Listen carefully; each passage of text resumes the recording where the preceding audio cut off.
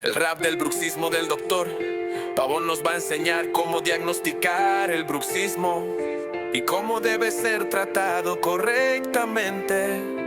Yeah, yeah, yeah.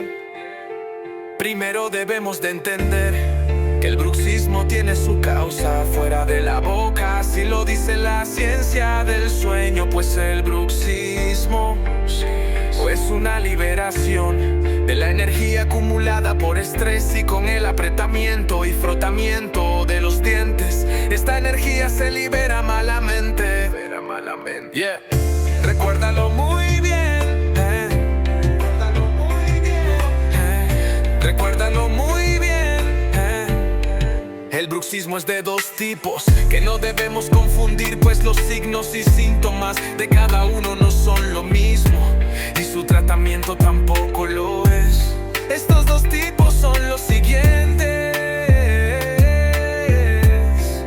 Pon mucha atención.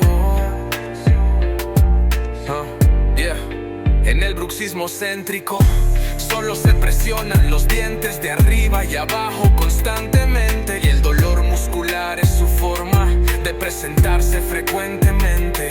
En el bruxismo no céntrico, los dientes de arriba y abajo se rozan constantemente. Eso provoca que se desgasten frecuentemente. Lo que vemos en la boca es consecuencia de lo que está pasando tu mente.